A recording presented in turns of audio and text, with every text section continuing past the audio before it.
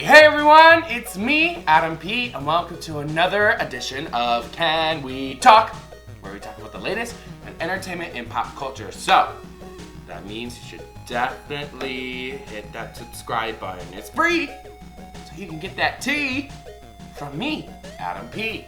Alright, now that I've banged enough rhymes in your head, let's dive on in. But remember, it's not that deep. Top of the news again. There was a mass shooting going on in Sutherland Springs, Texas. It was at a First Baptist church, and there's reported that claims that 27 people are dead, 20 are confirmed, and 24 are also injured. And it is now recorded as the fourth worst mass shooting in American history. Like, let's turn it on. Like, this really means there's got to be time for change, and it should be now. I didn't know about this until, like, later on that night when I checked my phone on Twitter. It says, we found the name of the shooter. I said, shooter? Of what? What is it this time? So, it was crazy. And it was kind of, I don't know, like, even looking at the news 5 hours, just 5 hours after it happened, it looked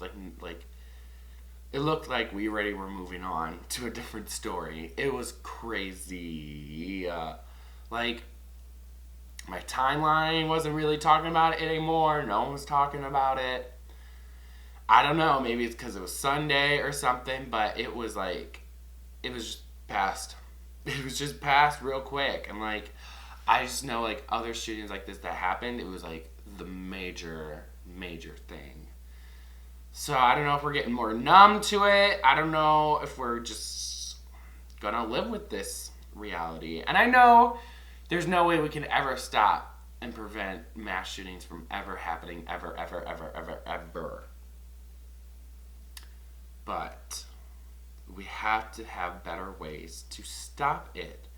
Look at what's happening. People dying at this high of a rate in that little amount of time. So, after doing research, there is something that actually helps people with this. Now, I am no expert at all in guns, but what I've learned about is that automatic rifles, which are the ones where if you just hold down the trigger and keep shooting rapidly, automatically, those are banned, and now we have semis, where semis you have to squeeze the trigger each time to, for a bullet to go off.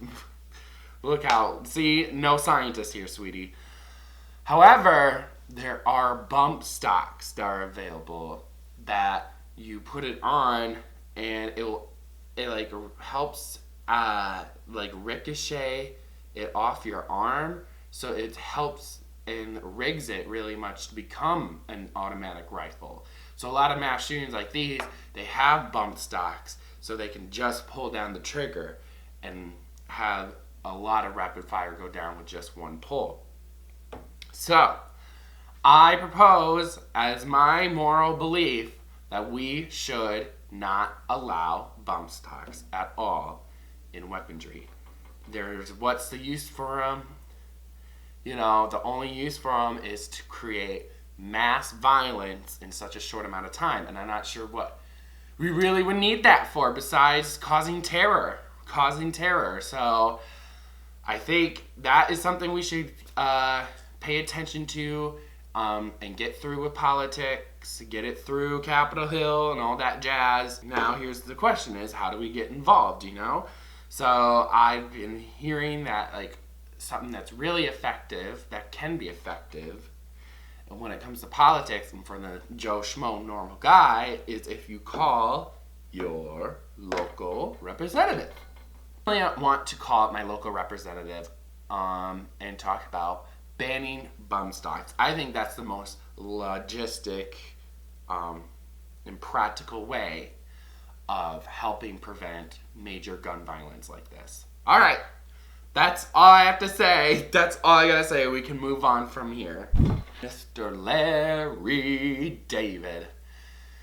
Comedian he created Seinfeld and Curb Your Enthusiasm.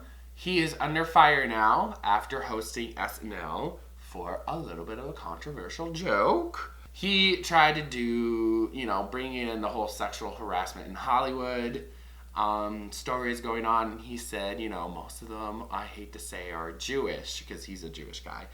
And he said that, what would happen, though, if all of us were in the Holocaust? I don't know if I could hit on a girl.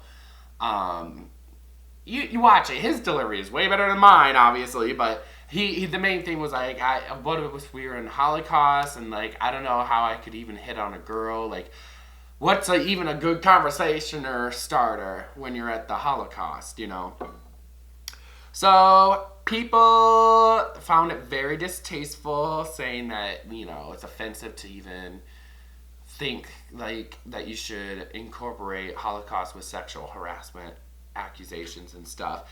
Listen, it was not, in my book, personally, it was not a joke, I think, that should be deemed horrible. I don't think his career should be gone because of the joke.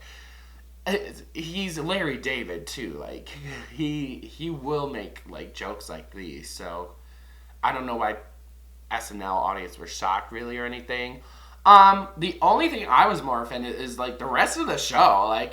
The rest of the SNL show sucked. It was the other sketches, they were not good. That was my concern. So that's what I was offended over. But Larry David, I don't know if he'll say apology or something.